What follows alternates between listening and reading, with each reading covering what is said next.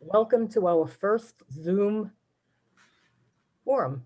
We've never had Zoom before, and we've never had 130 people participating before. So the hope of the election committee was to get the best possible group watching this, and looks like we've succeeded in that. Let me advise everybody that this is being recorded. You have to be aware of that. Staff will let people know who are not here and choose to hear the recording, how they'll be able to access it. Okay? What I want to tell you first. Each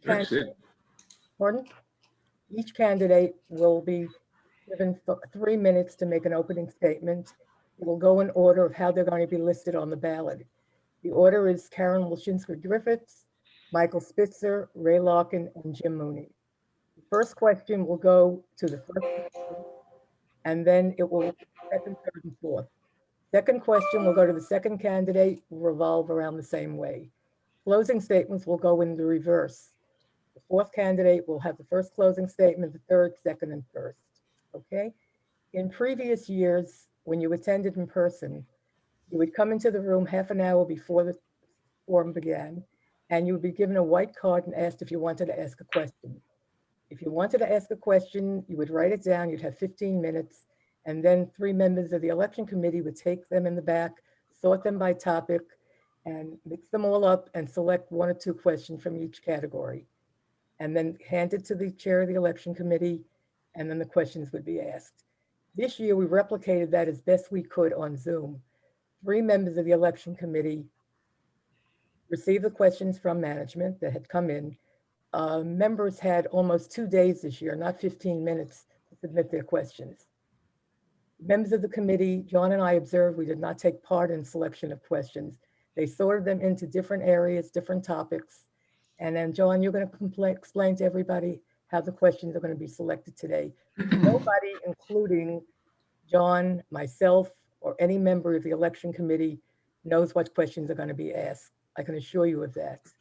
John, want to explain? Sure, yeah, I was just kind of monitoring the screen there. I got a little lost. I was sharing with our candidates earlier our sophisticated method of how we'll be asking the questions. I don't even know which questions we're going to be asking. What we did, every question that came in to me from either the elections committee or the members at large, I copied and pasted and put into a document, and then we sorted those. We didn't change any questions. I think we only threw out 1 because it was a little too specific. And then we put them in categories. We have all those questions numbered. I have them on PDFs, and we're going to share the screen after I pick which number it is. So everyone will get a chance to see the question and have time to answer. So. Okay, and again, I will read the question for the benefit of those at home who may be coming on by telephone instead of with an audio and video. Okay, we're going to open up with 3 minutes from each of the candidates, 3 uninterrupted moments for the candidates to talk about themselves and whatever they choose to speak about. And the first person speaking will be Karen Wilczynski-Griffiths, who will appear in the first position on the ballot. Karen? Yeah, and I know I mentioned to the candidates too. I'll let you all know when you're about 15 seconds or so at your time limit. Okay. Okay, thank John's you. the timekeeper. All right, thank you, Georgine, John, and the elections committee. Thank you all for coming. It is definitely record turnout, which is awesome. As some of you may know, my Hemlock roots run deep. The first time I came to Hemlock Farms in the late 60s, there was nothing on 739 except a gas pump and a little shack across from the Mirabito, and at most a few hundred homes here in Hemlock. I learned to swim at Little Camp Beach, and I was an HFCA badge checker in my teens. Hemlock has grown much over the years, yet what made Hemlock the place I always returned to through childhood, college, law school, and where I ultimately chose to raise my own family hasn't changed at all. I originally ran for the board for one reason, because I care about Hemlock and her future. That has not changed. I remain confident that my longstanding ties to the community, coupled with my extensive legal and business experience, enables me to serve Hemlock Farms well and continue guiding her into the future. I am a practicing attorney specializing in contractual business matters with a focus on international intellectual property protection. I represent clients ranging from Fortune 500 companies to small business owners and individuals.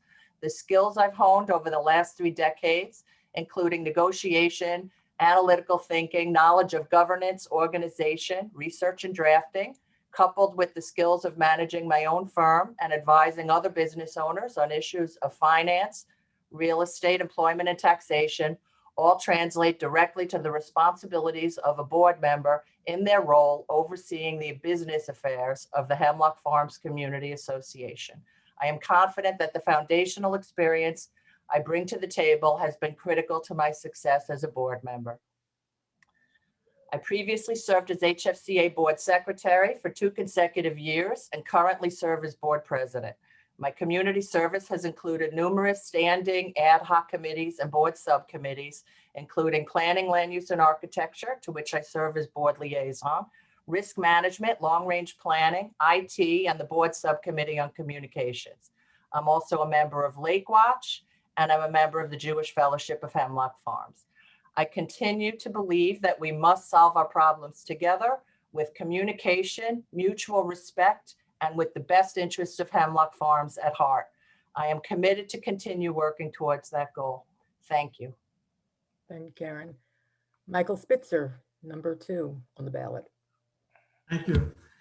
Good afternoon, everyone. And I'd also like to thank John and Georgine and the election committee for leading and organizing this forum. Hello, my name is Michael Spitzer. Many of you know me, but what you may not know is I understand money. As a $12 million corporation, money is a commodity that our community cannot do without. As treasurer, I speak with members all the time about their hopes and concerns for the community, and they are virtually united in their trust in my qualifications to be re-elected to the HFCA Board of Directors. I think you will agree I am qualified on many levels. As the Assistant Controller for the City of New York and the city's Chief Accountant, I was involved with multi-billion-dollar budgets and financial statements. As the board liaison to the Finance Committee here in Hemlock, I also am greatly involved in our budgetary process. While it's not a multi-billion-dollar budget, it is just as important to the members that we carefully manage and protect our assets so as to get the maximum benefit for our dues. I have served or chaired more than 12 HFCA committees, including OPPI, Finance, Replacement Reserve Study, Project Funding, and Long-Range Planning. I examine and analyze our finances in light of the current economic climate with the goal of finding ways to reduce or maintain costs and protect our assets. That has been my life's work. I serve on the HFCA Audit Committee, and after my retirement, the mayor appointed me to serve on the New York City's Audit Committee, where I'm currently the chairperson. As a board member, I am charged with representing the community's best interests, setting policies, maintaining financial stability, and satisfying members' needs. It is a tremendous responsibility. In 12 years, I have never missed a board, organizational, or annual meeting, although once I called in all day from Disney World to attend a board meeting. The next board will be addressing numerous financial issues, including the budget, the dam replacement, stormwater management, and the improvement of our infrastructure, as well as improving our IT capabilities with the development of paperless billing and the ability of members to review their account information on our website. These initiatives require a qualified and experienced leader. I'm your guy. As a family man and a homeowner, I am well aware that our houses, which represent for most of us our major financial investment, are homes and are part of a wonderful community. I want to take care of Hemlock, to maintain it, and to improve it. Together we can achieve our goals. I hope I can count on your vote. Thank you. Michael. Thank you, Michael. Ray Larkin, you're up. Yes, a lot of you know me and many don't unless you're on Mike Verone's page. But I come out of New York City. I moved here 8 years ago. When I did, I was impressed with what I saw. What sold me on moving here was two things. I have severe arthritis, so the hot tub was a big concern for me. But what really got me was pulling into Fawn Hills parking lot and seeing how nice that was. My granddaughter was 4 years old, and that really did it for me. You know, what a great place to be a kid. So as time went on, I was here 5 years before I really knew enough that I would speak out or ask questions. And you start to see this beautiful place as it is now, where we're missing amenities, just not working. I got interested and started getting on committees. I don't believe you have a right to start complaining if you're not going to involve yourself and give your time to find out what's going on. Can I help this? And I was on 3 different committees, uh, public safety, recreation, and disputing tickets. I forget what the proper name of that is. But I do want to see Hemlock move forward. Right now, it's not what it was when I moved in. Quite honestly, a real estate agent pulling in here now with people and seeing what we have, it's embarrassing. And I want to see that corrected and go back to where we were and help any way I can to get it there. Not just talk about getting it there or complain about getting it there, but actually do it. Thanks for your time. Thank you, Ray. Jimmy Mooney, you're up.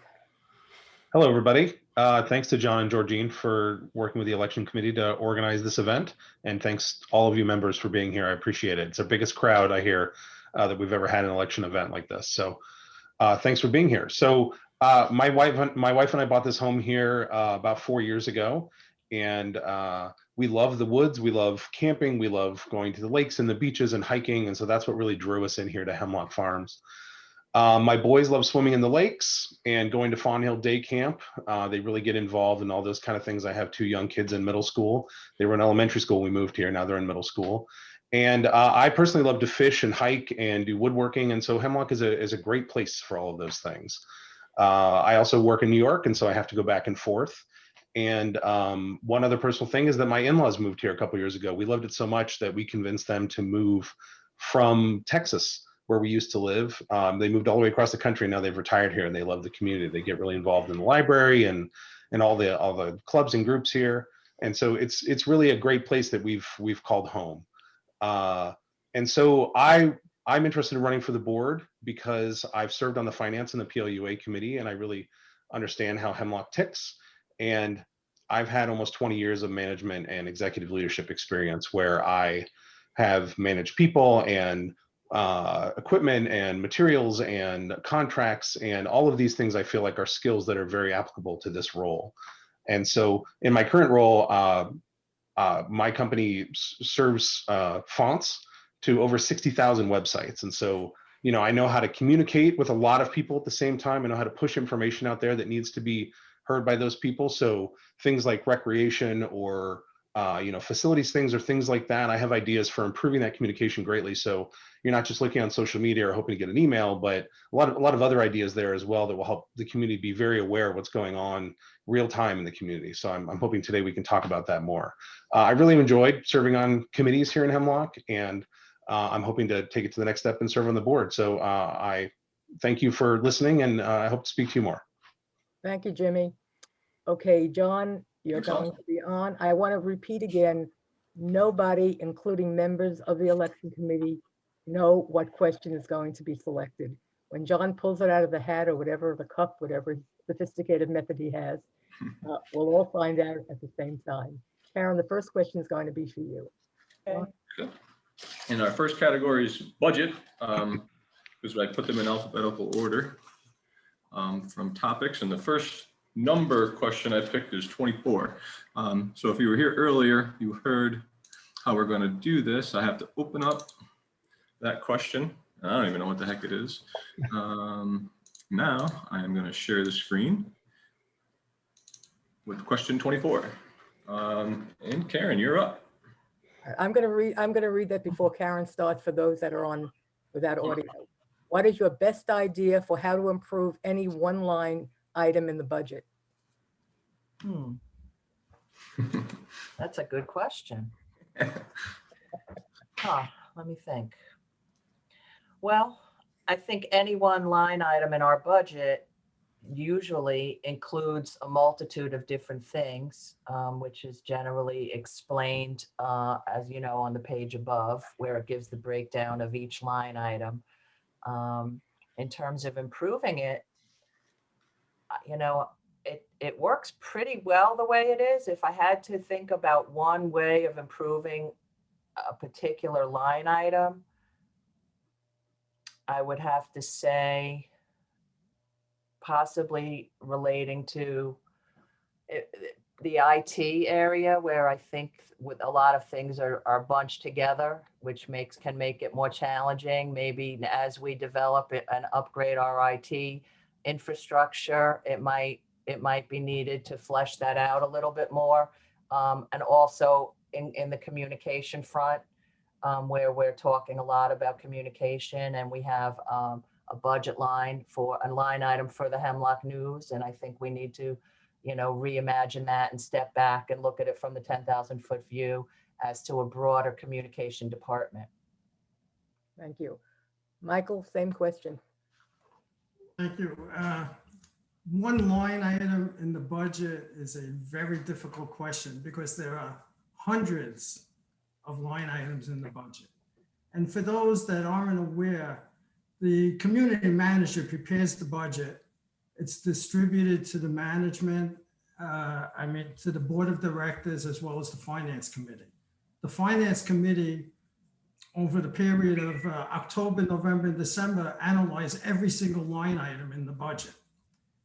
But if I really had to pick out one item, like I said before, it was difficult. I agree with Karen on IT. Two other items that members truly don't understand are the contingency line item and the allowance for doubtful accounts line items. Both of those have been adjusted over the years, and I have to give a better understanding to the members what those two line items are. Otherwise, I could literally spend 8 hours talking about the line item and the pluses and minuses for each one, but that's sufficient for now. Thank you, Michael. Ray, you're up. Well, I don't have a budget in front of me, so I can't go line by line. The part I was involved in was I had a lot to do with buying that Subaru for public safety. For whatever reason, that didn't work out. That car is sitting behind admin currently. It's probably worth $20,000 to $25,000 just sitting there. Get rid of it, sell it. That's a small item in the term, not a small amount of money, but in terms of what we deal with here, it certainly is. I think things like that will add up if you start looking at what we're not using and what we have. Other than that, budget, I don't have anything else for you. Okay, Jimmy, you're up. Thanks, Georgine. So improve is pretty subjective, right? So anybody who looks at the budget will have different ideas on what improve means. But I think, like I said before, in the communications area, we should definitely make some improvements there. The Hemlock News and the Hemlock Happenings are great newspapers and flyers that come out every month. But if I was to improve those line items for communication, I would say shift some of that money over into a better tool that's more modern for communicating with our membership. Whether that's a staff person to work on social media and help us communicate more effectively with our members in social media, that's one idea.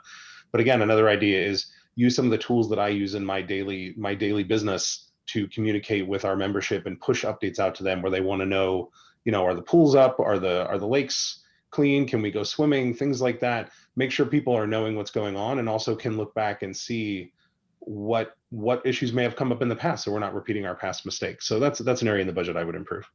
Thank you. Okay, John, next, you're up. All right, next category.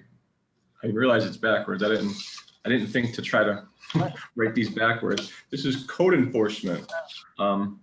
In full disclosure, there was only one question in this category. Don't remember what number it is. 25. So go to my list. 25. And who was number 2, Georgine? I am. Number 20. It's going to begin with the second candidate. That's Michael. It's going to ask it, how would you treat enforcement of offenses, penalties, etc., speeding fines, home blight property, cluttered, noisy penalties, music, barking dogs, disorderly conduct. And Michael, you get that one first. How would you treat enforcement? You know, currently, and once again, people aren't aware, there's a code enforcement officer, which is now have been transferred to the public safety department. And when they see, let's say, blight of property or noise or like music and barking dogs, they typically give a warning out to the individual. The noise, barking dogs, typically public safety will come to the home because I'm assuming a member called public safety to complain about one of these items. They will come, they'll ask the people to be considerate of their neighbors, and then they'll give them possibly a warning. They might come back hours later if it continues and they can really hear loud noise or the barking dogs, they might start to write fines. Those fines then are subject to whether it's a warning, a penalty, or a fine. If it's a penalty or fine, a member could appeal it. There are lots of avenues. Speeding is also the same thing. Depending upon how fast somebody might be speeding and how often they might have gotten a speeding summons, they might get an initial warning. If the speeding exceeds more than a number of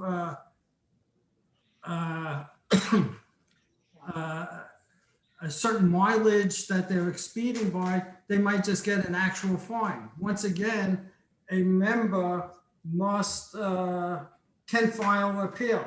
All of these speeding fines, lights on properties, noise, are all codes that we currently have existing, and members have to abide by those codes.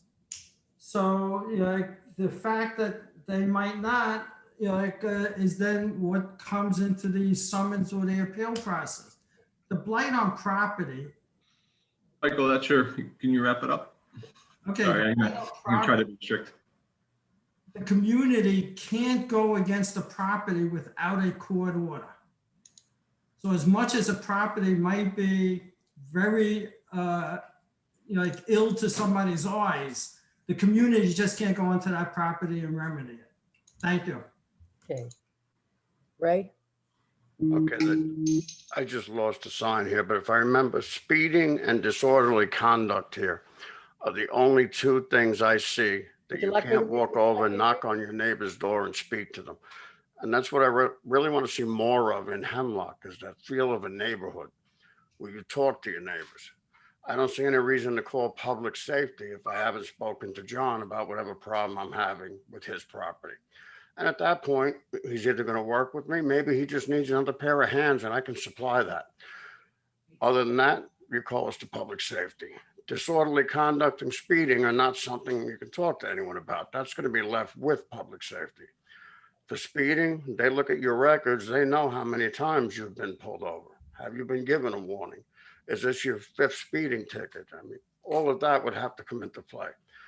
Disorderly conduct, that's very broad.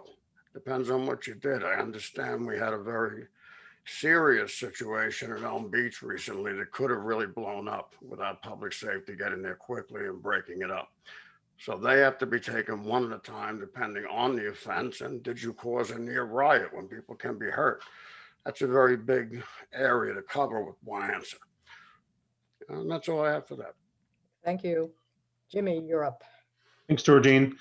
So I have a couple things to say about this issue. One is that I think for speeding and home blight and things like that, we should consider not just enforcement and being reactionary after the fact. What can we do beforehand to keep it from happening or educate our membership? Can we find help for homes that might have some sort of blight in them? Maybe they have a financial issue or a community issue and they need help. Where can we reach out and get them help and maybe help them with their home so they can get it cleaned up and we don't have to take any enforcement? For speed, what can we do to let people know how fast they're going, or maybe to slow them down in other ways? You know, the public works and public safety have suggested things like speed humps, which aren't really good for emergency services, but there are other ways to calm traffic in the neighborhood so that enforcement is not such a big deal, right? If people know they shouldn't be speeding and they know there's a reason why and it's a dangerous place, maybe they'll just slow down. As far as enforcement of the offenses though, things like speeding, you know, the radar guns and things like that, you know, the public safety has to be out there to help enforce those things. Noise penalties, music, barking dogs. I was at public safety's meeting yesterday, and all of these topics came up, and the way they enforce it is just like Michael explained. You know, you get a warning, then you get a citation, and then it escalates from there. And so we have all these tools already at our disposal. I think the last tool should be calling public safety if we can find other ways to, like I said, slow people down on the roads or help people out in their homes and do things like that. Thank you. Thank you. All right, the next question. Oh, I'm sorry, Karen. okay, that's okay. Well, I think everything's been covered. It's tough to go last, but I guess I would pick up on some of what each other candidate said. I think obviously all of these different types of offenses are distinguishable, and I do think that the warning system works well. I actually can say that I get a lot of member inquiries. A lot of people reach out to me, you know, what do I do? My neighbor, you know, has his light shining in my bedroom, or his dog is barking, or, you know, the deck on the house next door is falling down and I'm afraid that, you know, someone will get hurt. And it's a very difficult issue. And I do think that a lot of members do try to resolve it and go talk to the neighbor, but you know, that isn't always successful. And they feel they have to reach out to public safety, which is the process. I think it is something that we need to look at in terms of, you know, are the fines appropriate? I know with the blighted properties, people say, well, what's the big deal? But I think if you live next to one of them, it's a very big deal. And you know, if people are happy to just keep incurring the fines and not, rather than clean up the property, then we definitely need to look at what can be done. And actually, I was planning to bring that issue to the PLU committee because I did just have a conversation with a member about this exact issue, and you know, he was pretty distressed about what was happening on the property next to him and what could be done about it. That's it. Thank you. Okay. Okay, John, you're on. All right. Are we getting question number 4 now? Question 3. Oh, sure. In our next category, I forget, communication. Okay. We have a handful of questions that came in for this topic. Okay. Question number 3 would go to the third candidate, Ray. My favorite number is number 8. So Number 8. Find question 8. Open it up. Okay, let me find it. Share my screen. And I believe, so with our third question, this will be Ray. You'll start this one.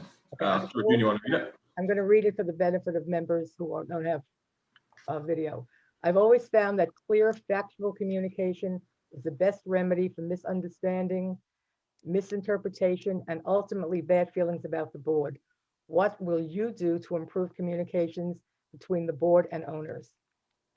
Well, one of the rules that we have there, perhaps I don't understand it correctly, is board members are not to communicate with workers. That's something that bothered me because since I moved here, I've spoken to the workers every day. I consider a lot of them friends. And speaking to them is where you find out what's really going on in the community. What do they think? What do my neighbors really want? What do they want to see changed? What's bothering them that I don't know about, that I don't see? It may be a big deal that I just don't see myself because it's not a big deal to me. So I need to understand that issue more, why the board can't speak to employees for one. As far as communications between us and the homeowners, I think I don't have a problem with that. I talk to people quite a bit. They talk to me freely. If you just open up a dialogue, you'll get straight answers from people, but you have to come back to them with straight answers. Give them an excuse once or twice rather than an honest answer, even if it's I don't know, and you've lost them. They're not going to come to you again because they don't feel like they're going to get an answer. Thank you. Thank you. Jimmy, yours. Thank you, Georgine. So currently the board members all publish their email addresses, and I know many of them publish phone numbers as well. And so I would hope that our membership uses those avenues for communicating directly with the board. I would definitely be doing the same with my phone number and email address when I got on the board. And so I love speaking with people one-on-one. The other thing is our board meetings currently are being recorded for minutes purposes because we're doing it on Zoom. I would hope that we would continue doing it on Zoom, not only because we get more attendance at these board meetings than we ever have before, but I would hope that we can start releasing those public recordings, because at least to the membership, right? Not the private executive sessions that are private, but the public sessions where anybody's allowed. Let people watch those recordings after the fact. There's often been a time where I look something up in the minutes and there's not enough detail on there for me. And I have to email someone in the office and see if they were there to see if I can get a piece of information that I failed to write down when I was at a board meeting as a guest. So I would love to see those board meetings put up somewhere on the Hemlock website when that's redone, so that members can watch those board meetings again and get all the information that was covered there in the board meeting directly. So I would definitely be an open book. We could have things like email and phone numbers, and the Zoom meetings. I think recordings would be great to publicize. Thank you. Thank you. Karen? Okay. Well, there's no question that communication is one of the biggest challenges that we're facing right now, as the communications have shifted onto social media and other places. I think there is a big misunderstanding that people don't realize that the board is constrained by the governing documents, and that is why even if you see something that is incorrect or misinformation, and you cannot respond. We act as a body of 9, and that means we meet once a month, and that is when we take action. And it can be very frustrating, but that is the way we are, the way things are. That is the process that we have, but that is why the board subcommittee on communications, I have repeatedly suggested streaming the meetings. I think that we should do that. I know there are reasons with our current IT system that prevent us from being able to do it. But I think we need to keep working on that. I absolutely think the members should be able to watch the meetings later on. I also proposed having a messaging. There should be some sort of feature, even though, yes, our emails are posted. I mean, I get emails all the time from members, and I know other board members do as well. But maybe a message feature, ask the board, just a direct line to be able to go to the board and get an answer. So we absolutely want to continue improving those things. And I think some of the things that have already been discussed here about reimagining and restructuring our communications department are going to be important in that regard. And but absolutely, in the new website, I believe we may well be able to stream the meetings and post recordings. And I'm glad to hear that this is being recorded and will be available to the members. Thank you. You, Michael? Thank you. First, I'd like to begin by the board and management have lots of avenues of communication that we currently utilize. And I'm going to go into them in a moment. But the main thing is getting out factual, accurate, and quick and timely information is key. Right now, one of the things I'd like to propose is what my wife and I actually call, because she's on a subcommittee, what we call Hemlock in a minute. As soon as something happens, somebody comes out with a quick notice. And this is one of the issues. One of the things I had mentioned, we have a website. We have a brand new website that's under construction right now. We also have a document that's called Happenings. That's in paper form, and that's also email blasted out to people. We have a newspaper that's also on the website, and it's mailed out paper form to people. We do telephone blasts. We do email blasts. We have one official website, one official Facebook site. We have television stations. We have bulletin boards. We have media scrolls, because we are bringing in media venues the different locations to come out with information about what's going on in the community. And part of the issue is if you talk to people, and I've talked to lots of people, people will say, I don't use Facebook. People will say, I don't use the email blast. I only use the paper form of happenings, or I only use the paper, a newspaper in paper form.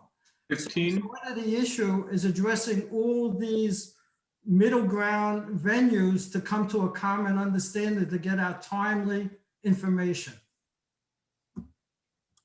Thank you. Thank you. Thanks, Michael. Okay, John, we're up to question number 4, correct? I believe so. Oh, Okay, what was that? I'm Mitchell. I'm gonna have to stop your video. Next category, future of Hemlock Farms strategic plans. We got a bunch of these ones. Let's see, number 22. 22. What is question 22?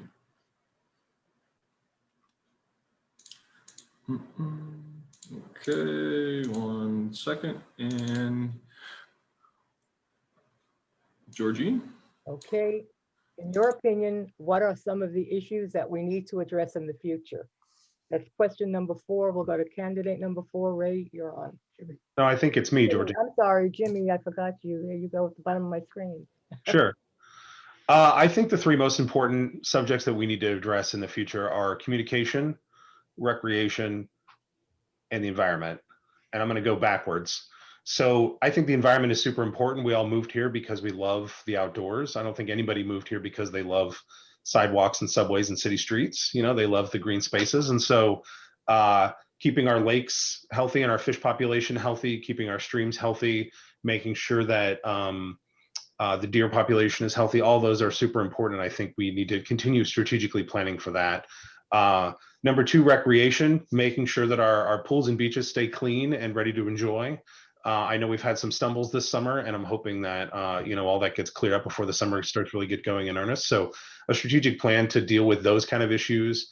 And I know our board has done a lot of things with reserves and planning on equipment and things like that, where we have money in the bank if we need to repair things. But you know, we ran into a really unfortunate situation in the last 16 months, and it's been really hard to repair those things. So part of our strategic plan should be this kind of like disaster planning as well, in case there's something huge like this. How do we make sure that things still run and are ready to go as soon as the disaster is over?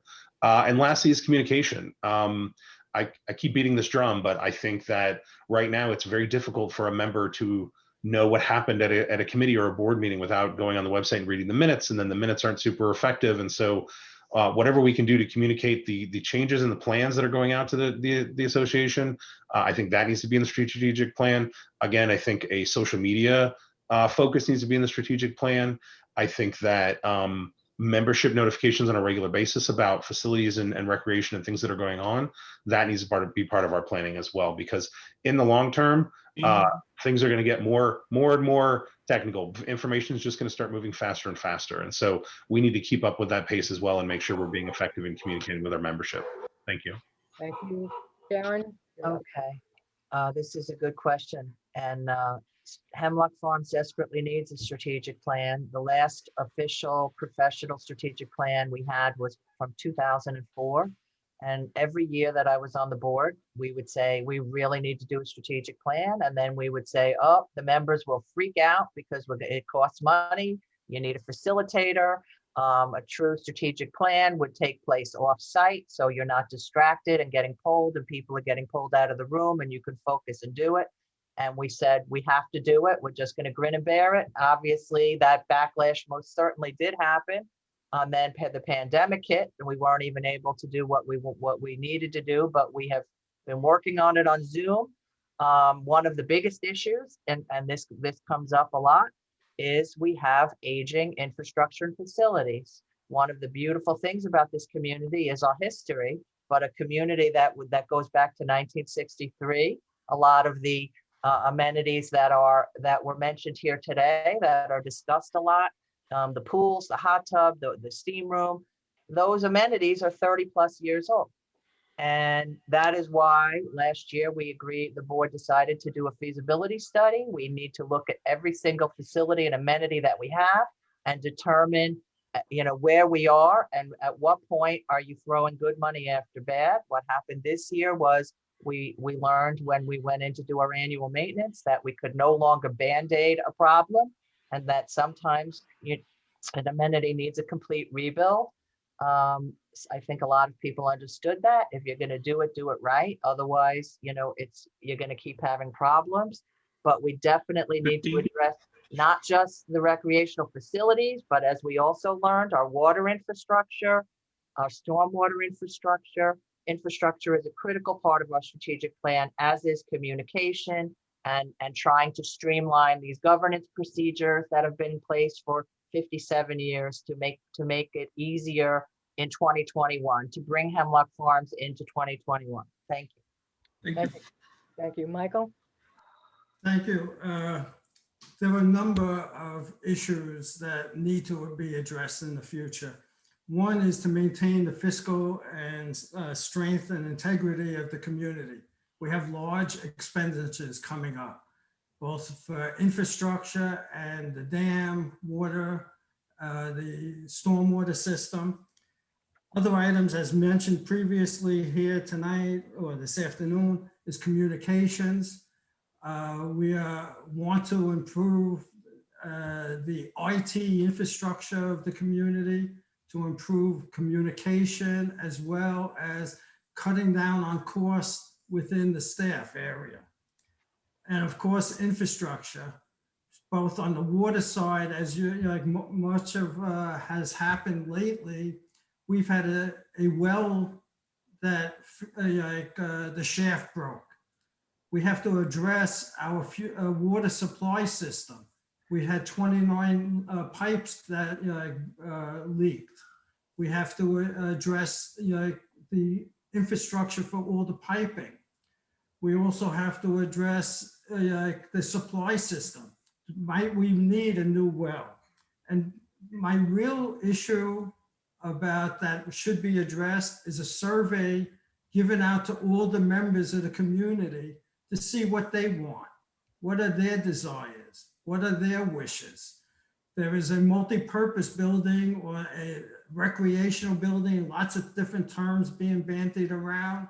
But I want to hear from the members, what is it that they want? And that survey will help define what the future is also, besides what Karen had mentioned, the board's strategic plan. Thank you. Thank you, Michael. Ray, you're on. I think one of the most important things here, and Mike, you touched on it, it's we can't have reactive maintenance in a place this size with this much moving parts to it. You need preventive maintenance to stop these breaks from happening. We had the building shut down for what, almost a year?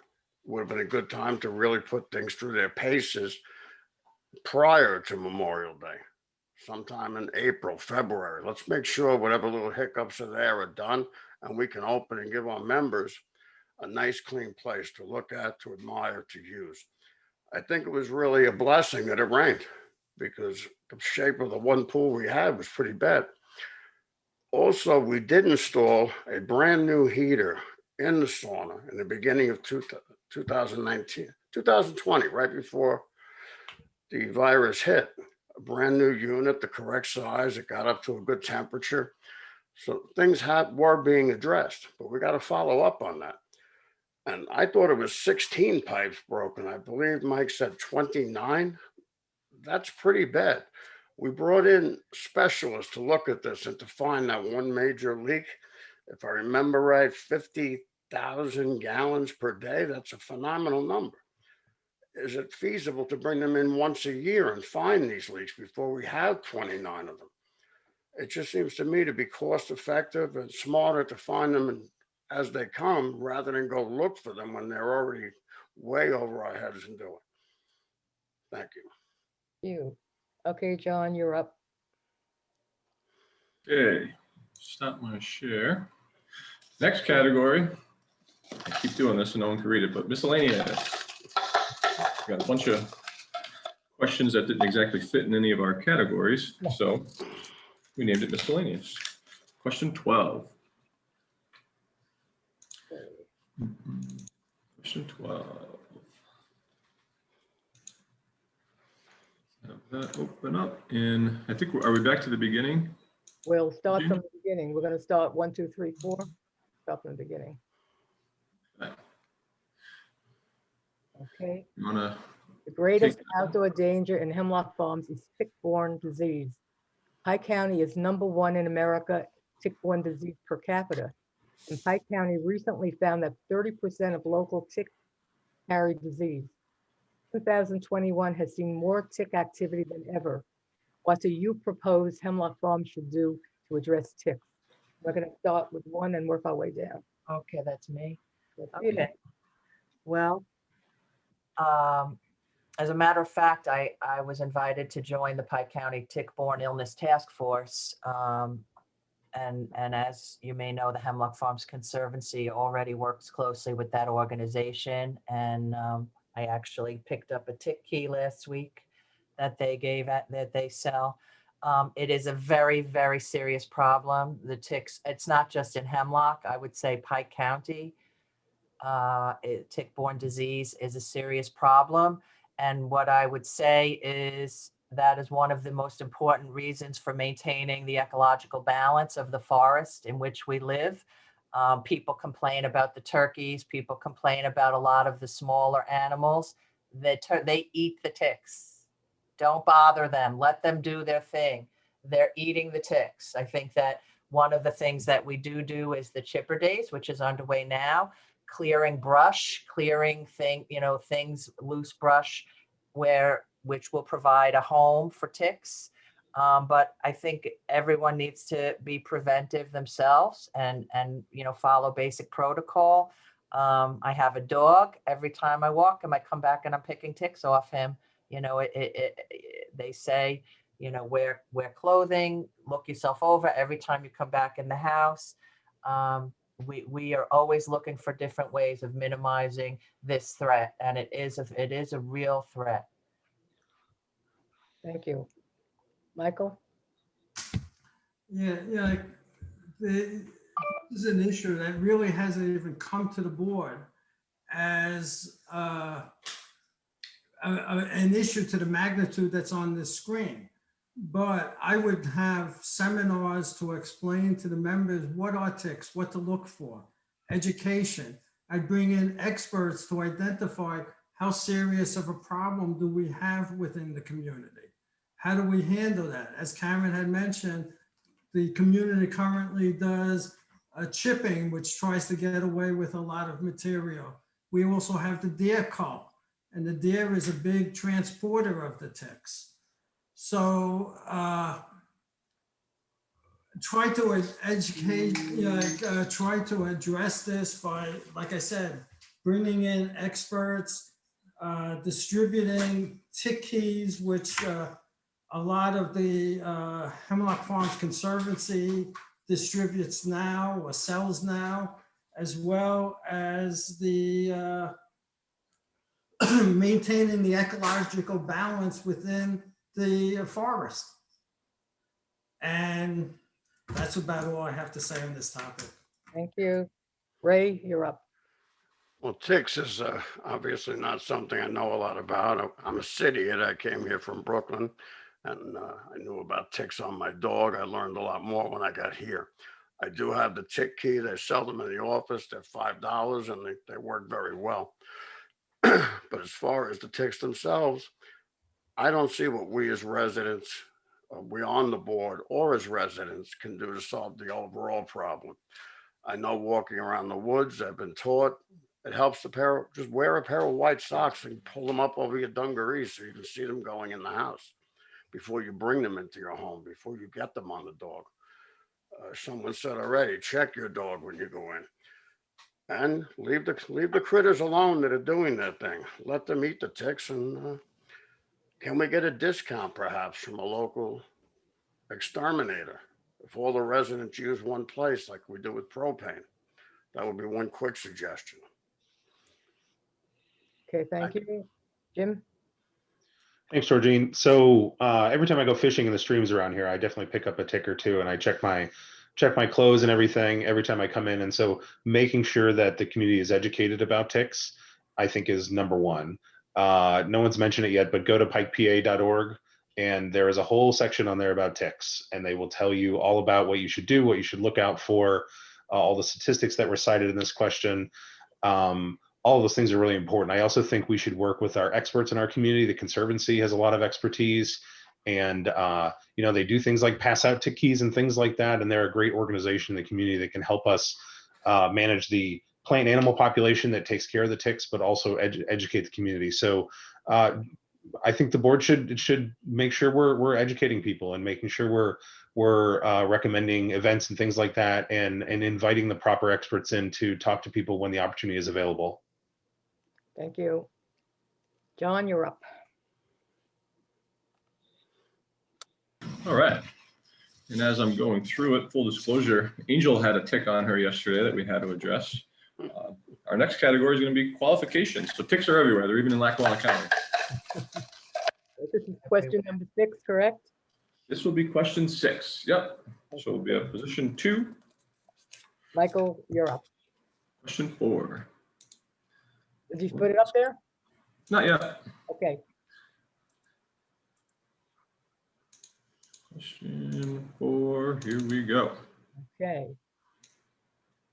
Please summarize a time when you had to make a hard, unpopular decision and how you managed the situation around those who disagreed with it. I'm not sure if this is a Hemlock type of question or is it a life type of question? Life, anything you choose it to be. Anything that I had chosen to be, I was in charge and I designed the city's accounting system. And I had to implement that system because of Y2K, that the city system at that time was not Y2K compliant. Everybody knew that. We had a major project, including thousands of people and hundreds of millions of dollars as a project. I had to make a decision, do we go full blown into the system, do it partially? And I just chose full blown, go all in. And there were lots of people, the consultants were against me. The controller heard stories and was against it. And it got to the point that time was running out and everybody came on board to my decision. And it was a very successful implementation moving forward. And it was a success. And then like the mayor thanked me, the controller thanked me.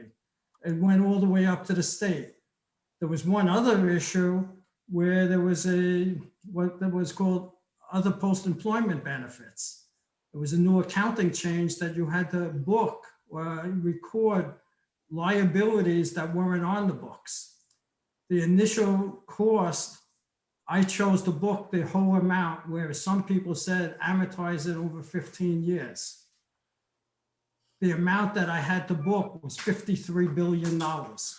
15 seconds. And it went all across the country and everybody was calling me up for my decision. And it was once again, a very successful decision. Thank you. Thank you. Ray? Yeah, I worked for Verizon. I was a manager for 20 years dealing with people. And you very quickly learn when dealing with people, you are never going to please anybody, be it 2 people or 40. One of the biggest problems we had was when no one wanted to work overtime or at a tour, and you would have to literally force them to work. They may have other obligations they committed to, but somebody has to do it. I found that very hard. I don't want to interfere with people's lives outside, but I have a job to accomplish inside. The way I did that is there's usually, dealing with anything, there is someone already who has wrote a rule book about it. I chose to use that, going by who worked the least amount of hours. The least amount of hours you work, I would inversely force that person, trying to even it out a little more so not everybody got hit. Thank you. Thank you. Jimmy? Thanks, Georgine. So I have an 11 and a 13-year-old, so I make a lot of unpopular decisions and deal with disagreement all the time. But joking aside, at my job, oftentimes in technology, you have to do things in the middle of the night or on the weekends that are not popular times with staff. You can't take the website down in the middle of a Wednesday. because people are buying things, people are doing things on the website, and your company, lives and dies by that money coming in. And so I often have to ask staff if they can work a late night or a weekend to make sure that we have something fixed or updated. And the best way of doing that is to communicate to everybody, we're all going to be here together. We're all going to be working on it together. And here's why we're doing it. We're doing it because it can't be down in the middle of the day. I work for a small business, and so we don't have 10,000 other people doing the same job as us. There's only, there's a small team working on this stuff. And so I just make sure that I'm effectively communicating with that. The other thing I do is make sure I'm right there next to them working on it with them. So I'm not saying, hey, you guys go do that while I go, sip drinks at the pool.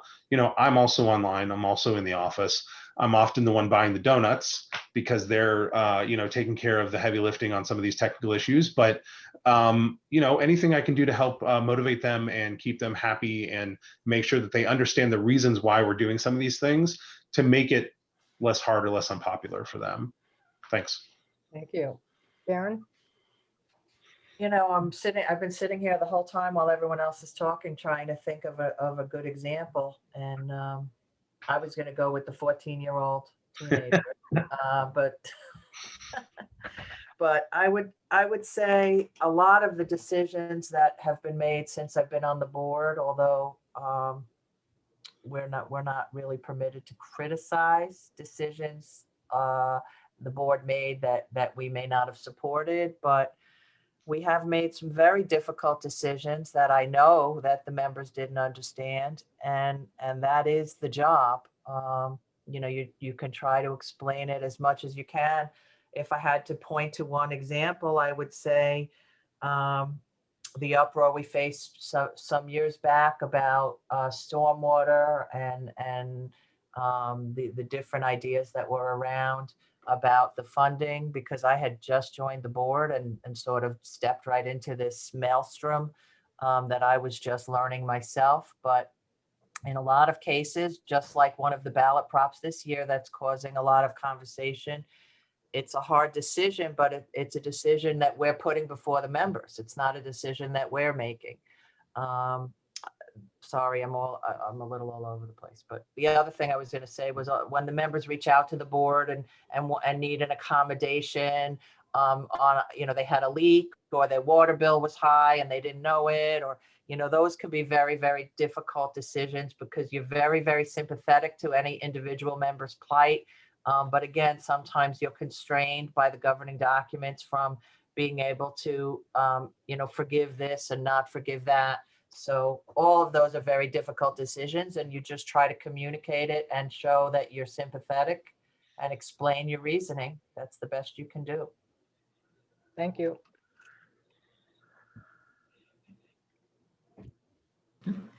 John, Where are we?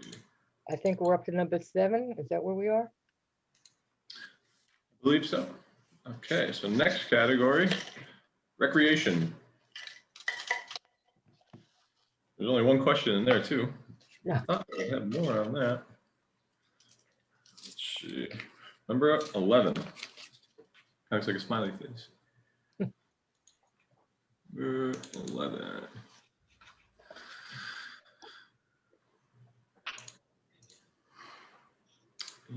As we were just talking about children, Karen, or I'm sorry, Georgine. Yeah, ironic, right?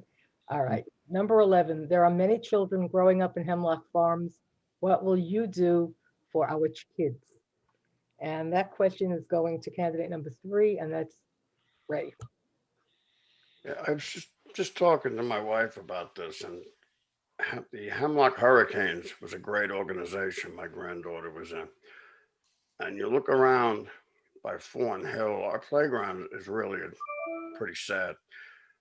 The Hemlock Hurricanes, we still didn't know until a few days ago if they were going to happen or not.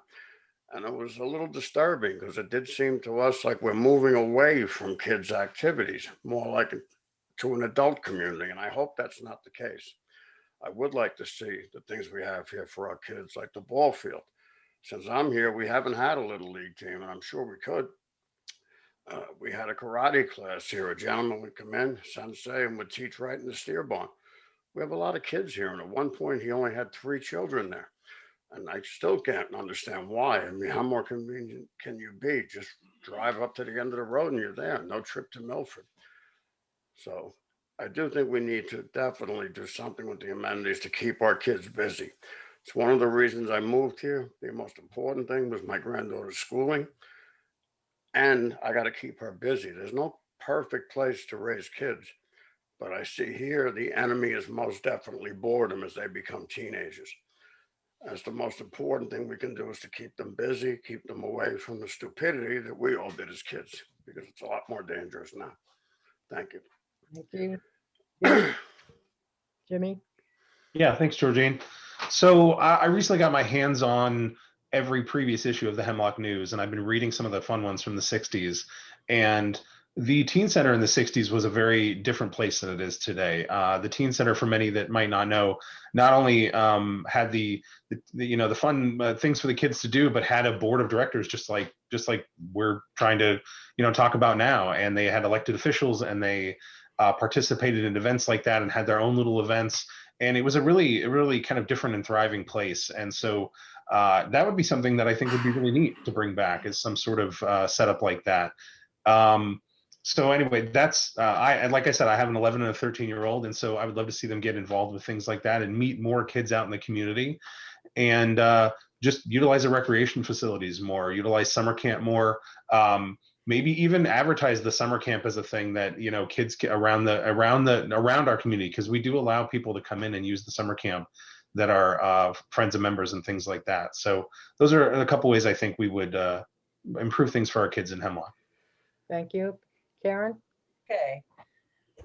Yes, well, I was one of those children, and actually that old, what's now the day camp building, was my teen center. And I just thought it was the greatest thing to have ever. And I agree with Ray that we need to keep our children busy. It is very, very important. And I believe we do a lot in that regard. We have a youth center. They do a lot of events. There are a lot of children there. They have a lot of different activities for a wide range of ages. I believe the rec department also does a lot of different events and activities. The summer rec guide. I mean, my son will be participating in the junior tennis clinic this summer. He also was a hurricane, and I think we definitely need to invest in those avenues. I know a lot of people will say when it comes to budget, that only benefits a small portion, but I don't agree. I think that pays dividends to us if we can keep our children on the straight and narrow. That benefits the community. Thank you, Karen. Michael? Yes, we have lots of activities currently for all children, and we could do more.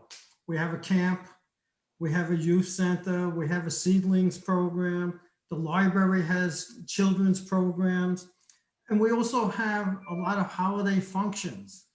And what do I mean by that? There were parties, and this is a lot pre-COVID. In the past, you can't judge a lot by the last 15, 16 months. We used to have most of the holidays like Thanksgiving and Christmas, holiday parties for the children, and I know this because we brought my grandkids up here. We also had an Easter egg hunt. So there were lots of individual activities, but as I had mentioned before, I'm asking for, and the board has a request, as a strategic plan to do a community-wide survey. There should be certain questions on there that come from the parents, that the parents get involved to direct and work with the recreation department to come up with ideas. The board on its own can't.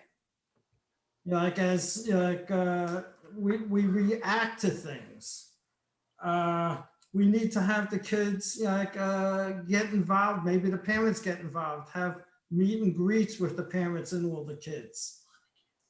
And that's all. Thank you. Thank you. John, you're on. Couldn't read it. We're up to question number 8, I believe. Yes. Question number 8, budget. Only one in there too. And this should be question, Jordan, 23. 23. 23. I think, And okay. Got it up? I have it here. I do now. Okay. What would you change about current amenities spending? Okay, Jimmy, you're up on that one first. Great, thank you. So I'm currently on the finance committee and I participated in the budgeting process last year, and it is a vast and complicated and difficult budget to wrangle. You know, I work at a small business now where we are we have a similar size budget every year, and there's a lot going on. And so I think we could better spend some money on our amenities by making sure that some of our recreation facilities, like Ray said earlier in the conversation, making sure some of the recreation facilities maybe are checked early on. I think that is a better way instead of scrambling to find contractors and materials when we don't have a lot of time left, especially in the climate we're in, where it's so hard to find contractors and materials right now. So I think that would be a good item to look at. But I definitely plan on participating in the finance committee again and working on our budget this year. And so we'll be looking at all those different line items to see where we can sharpen our pencils as far as amenity spending is concerned. Thanks. Okay, Karen. Yes. Good question. And I would have to say again, I think that this goes directly back to the strategic plan and more importantly, the member survey, because what I have seen over the last few years are, you know, a small group of people sitting in rooms saying, oh, we definitely need this and we definitely need that. You know, while it is true that we do not have indoor recreational space, and I, with a 14-year-old, would love it. I would love to have an indoor building that you could go in the dead of winter and run on a track and play soccer, play tennis, play pickleball. We have to look at the cost of that. And is, you know, if you ask the members, do you want a big indoor fancy new building? They'll say yes. And then you have to explain to them that even if you can pay for that building out of the CIF fund, what is it going to cost to operate, to staff, to maintain, to heat, to cool? So I think that it would be my answer is we need that information so that we can see, should we need to do our feasibility study. We need to determine if we should continue to put money into our older facilities, or if the members want a new one and are willing to, you know, work with us to make that happen. Thank you. Michael? This year, 2 amenities were actually changed, and these originated at the committee level, through finance and to the board. And what I'm specifically talking about is the recycling program, where we're on I'll say a test case, because it's only a 1-year contract, not to do recycling at the curb. And bear in mind, there were a number of people that wanted to do away with all trash pickup. And that is not really prudent. But the recycling program cost $36,000. So the board decided, after hearing finance and the committee, to change that, to do away with it. And that was considered a current amenity and a savings of $36,000. Another item is, it came from the committee itself, the 402 gate. The 402 gate was not to be, couldn't hire people to staff it, couldn't survey, statistics were presented for 2 people only coming through that gate in the late 7 hours of the night. So it was to do a test pilot for 1 year to do statistics to see what happens at that gate. Also, what changes, as Karen had mentioned, I had mentioned before, a community-wide survey to find out what is it the members want. The biggest fear is everybody's going to say they want this big building. And as Karen pointed out, yes, we could build a big building. You got to pay for it. Anything along those lines, we have to pay for it. And it's not just to build the building, but what would the cost be to maintain it, staff it, et cetera, would actually then be added to the current dues. Thank you. Thank you. Ray, you're up. Yes, this I'd already touched on. I believe strongly in preventive maintenance, particularly as it pertains to the large equipment we have here. Not one of us is going to drive our car around and not change the oil until the motor blows. We're going to take care of it as we go along. When I was on the recreation committee, the sauna didn't have the hot unit that it needed, the hot stones. We changed that and it works fine. But there was an air gap in the upper right-hand corner of the door. I went for myself and checked it, and you can feel it coming in. I'll bet you if we go there now, it's still like that. And that was turned in 2019. We had someone working in the steer barn who caught the same woman pouring cold water on the sensor for the steam room. They want the steam to come up quicker, but they do that by fooling the sensor. It burns out the steam generator and costs us a lot of money. This woman went out of her way to take her water bottles away from her and then caught her at one point using her shower cap to dump water on it. And she was able to get her barred from there for 30 days. For somebody like that takes the job so seriously and is saving us money in the long run, I'd like to see, I don't know, a small gift card, $25, recognizing an employee that goes above and beyond. It makes them feel valued, makes them glad they went out of their way a little bit. And I think showing the appreciation to these gatekeepers, as I call them, the first line people, that would go a long way for us. Thank you. Thank you. John, I have a question for you now. Do we have time for another question or? I think, You have the timekeeping job. yeah, did everyone answer that question? No, I I lost. think I had Jim, Karen, Michael, and Ray. I believe we all answered that. Okay. What do we think? We can take a vote, even though there's 4 of you. You have the time balance. We're at an hour 26. We still need, everyone's going to get 2 minutes to sum up. Right. So what do you want to do That's one fine. more? Okay. Want to do one more? All right. And I'm going to pick miscellaneous. How's that sound? Sounds good to me. Not my shit. Ooh. Okay. Miscellaneous. Number 16. Number 16. And I guess, Georgine, you could. I'm going to read that. Okay. What motivated you to run for the Hemlock Board of Directors? And we're going to start from the top. We'll start with 1, 2, 3, 4. Okay, Last well, round. sorry. Okay. I said well, last question. All right. Well, again, I think that I addressed that in my opening statement, that I wasn't motivated to run for the board because any one issue or concern troubled me. It was more because I lived here. I was raising my family here, and I wanted to make sure that Hemlock retained some of the beauty and the exceptional character that made it my favorite place in the world as a child. And I wanted my son to have that same experience and all the other families that live here. Hemlock definitely is going through a lot of growing pains, and a lot of our processes and procedures are definitely in need of updating, and change can be difficult, but it's been something we've been trying to do. And I think we are seeing some results. And I just feel that there is more to be done. The community is facing some serious challenges in the coming years. And I am ready to continue plugging away to try to address those challenges for the betterment of all. Michael, you're up. He was a vice president of a housing co-op that had over 250 units in it. So I was very involved and aware of the commitment to be on such a board.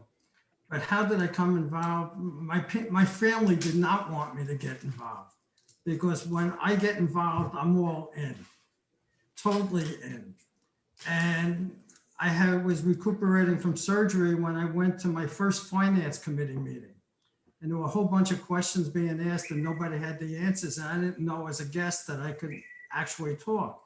but I was called upon by the chair to ask, I identified myself and I answered 6 questions in a row that nobody seemed to know the answer.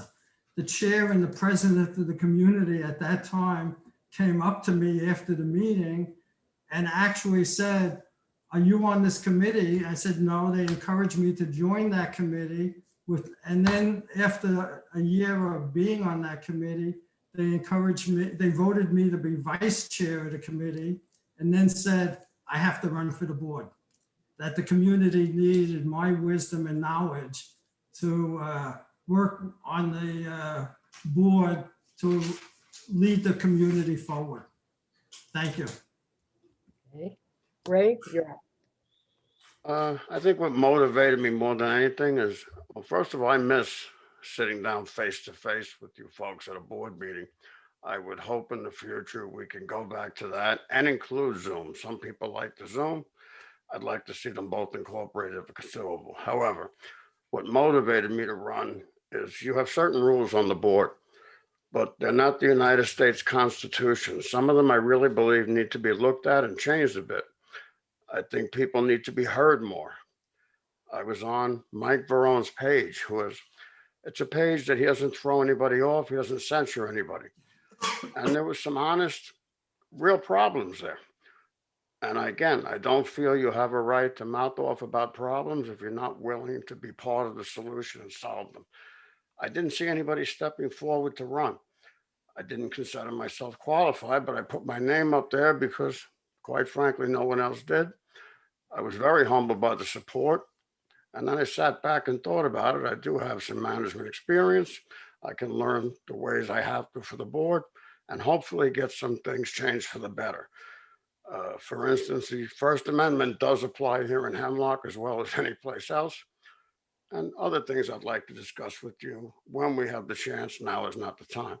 But I would like to make the place better for everyone. Thank you. Thank you. Jimmy? Thanks, Georgine. So I was asked by a lot of people, are you running for the board? I often am asked after I chime in on something on Facebook, are you on a committee or are you on the board or something like that? Like, I am an information junkie. I'm reading the meeting minutes. I'm going to all the meetings. I'm going to the board meetings. I'm talking to people afterward about things that affect our community and our members. So I'm already very involved. And so that paired with the experience that I have in my corporate life, executive experience and leading teams and things like that. I think all those are a good fit for the Hemlock board. And I want to see Hemlock grow and be sustainable and survive. I want to see the environment continue to improve around here, make sure the lakes and fishing population is thriving and healthy. And so all of those things are very important to me. And also I want my family to have a great place to live, a great place to experience the outdoors and go to summer camp. All those things are very important to me. So that is why I want to run for the board and why I want to volunteer for all of you. Thanks. Thank you. Okay, John, let's go. All right. I think we've done it with the questions. We've used that time. Okay. Now the candidates will have 2 minutes to each make a closing statement, and we're going to go in reverse order. Candidate number 4 will make the first closing. 3, 2, 1. So Jimmy, you're on first. Thanks, Georgine. It's going to be very similar to what you just heard. So, I work at a job right now where I communicate with thousands of customers every day. And, I know there's about 3,400 homes in Hemlock, and I think that we should definitely improve our communications infrastructure. I think that is a critical piece of infrastructure here that we should be looking at and improving and making sure the members are up to date on everything going on within Hemlock and having the latest information. I look forward to speaking to much more of you when I serve on the board, and I hope you'll vote for me. Thank you so much. Thank you. Ray? I'll make it very quick. I'd like to see us communicate more with our neighbors and our friends. We don't see people enough, especially with the COVID thing going on. We really didn't speak to people for a year. If we hear them out, we'll hear what they want. I would like to see things like there was recently, I couldn't believe it, a campaign to turn in your neighbor. That's not the way we do things. That's not the way we want. We want a neighborhood here where we help each other. Knock on someone's door and speak to them. Driving around and turning in your neighbor, not a good policy. The stormwater, it was a bad idea then, it's a bad idea now. I'm sure there'll be more on that. I won't get into it. And again, we have to do something where we on the board can talk to people more. I think that needs to be looked at and maybe better defined, where we don't give them direction on anything, but we can speak to them and say, hey, do you have what you need to do your job? Is there anything we can do to make your job easier? Things like that. Thank you. Thank you. Michael? Thank you. I love everything about Hemlock Farms, especially serving on the board of directors. I have spent my life as a problem solver. Anyone can be reactive. I pride myself on being proactive. I anticipate whatever issues may surface and try to deal with them before they become huge problems. Hemlock Farms is a great place. And yes, there is always room for improvement. And I have always strived to make these improvements. In my tenure as an HFCA director, I have been instrumental in developing many important initiatives, including improving the methodology to analyze and finance our replacement reserves, the allowance for bad debts, create payment plans for members who are in arrears for an extended period of time, improve the protocols for procurement methods under new guidelines, and I created the board's ethics policy.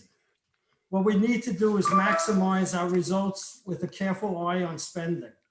This is a major task, whether you're working with a $12 million budget or a multi-billion-dollar budget. I spent virtually my entire professional career in the New York City Controller's Office, analyzing finances, auditing, preparing financial statements, and anticipating problems and conflicts. I see my job as a member of the board as a fiscal watchdog who helps to set community priorities, evaluate their usefulness and effectiveness, and then bring them to the membership for their approval. When your dues go up, my dues go up. I look for ways to save money as well as to seek outside sources of revenue. You should feel secure in the knowledge that I take my job as director every bit as seriously as I did as New York City's assistant controller. For me, Hemlock Farms is the place where I can offer my skills and professional expertise to move the community forward. Thank you for giving me the opportunity to serve you, and I hope I can count on your vote. Thank you. Thank you. Karen? You're up. The last year or so has been possibly the most difficult time ever faced by this community. A global pandemic, a surging population, and ongoing efforts to address and improve our aging infrastructure and facilities, all while keeping the members safe, was extremely challenging. But it is an undeniable fact that Hemlock Farms weathered that storm better than most communities. Of course, we must and will always continue to strive for improvement on all fronts. I'm a personal believer that there is always room for improvement, and we should never stop trying. There have been many accomplishments as well, many of which I was involved in, such as the expanded online voting, which you will soon use. As part of a board subcommittee, have also been working hard, which we talked about, to expand, improve, and streamline our communications with tremendous support from the OPPI committee and their spectacular subcommittee.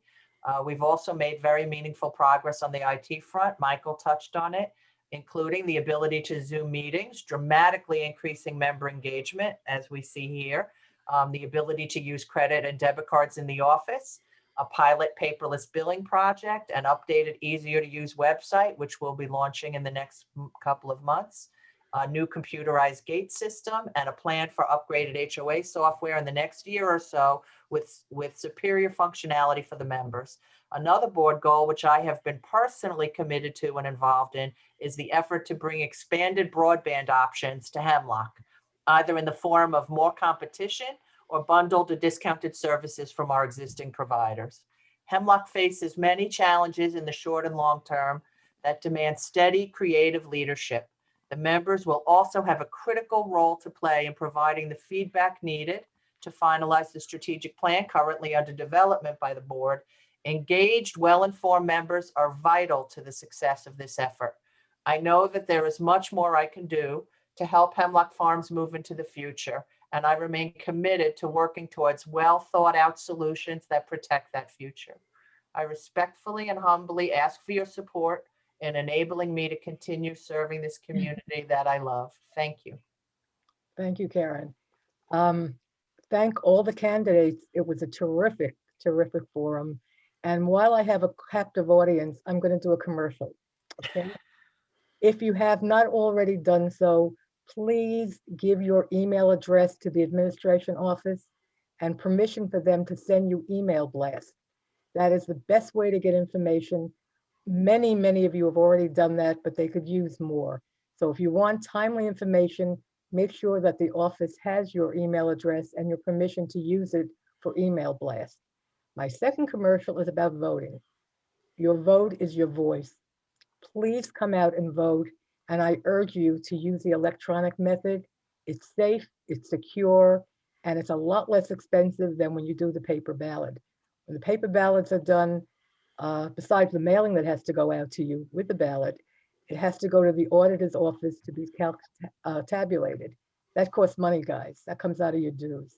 So if you would use the HOA, what's the name of it?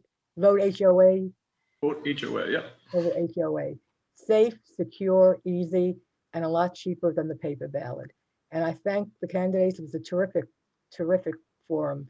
And this is the largest, I'm here 32 years. I've never seen any more than 40 people at tops in the building. So for those that question Zoom, I think Zoom proved to be very successful today. So thank you again, candidates. Thank you for members for attending. John Wormuth, special thanks to you. You had the tough job today. That was good. It went smooth, so thank you. Thank you. We are happy. Everybody. And candidates' information will be disseminated if anybody wants to speak to a particular candidate. I think you've all given permission for your email to be given out so people can contact you and ask questions. Okay, Absolutely. thank you again. Okay. All right. Thank Thanks, you, everybody. everyone. Thank you all for coming. Thanks for coming, everybody. And John, once again, and Georgine. Thank you, John. the Election Of Committee course. for pulling this all together. Thank you. Yeah. Thank you. Very Thanks, well everybody. done. Bye for now. Bye. Okay.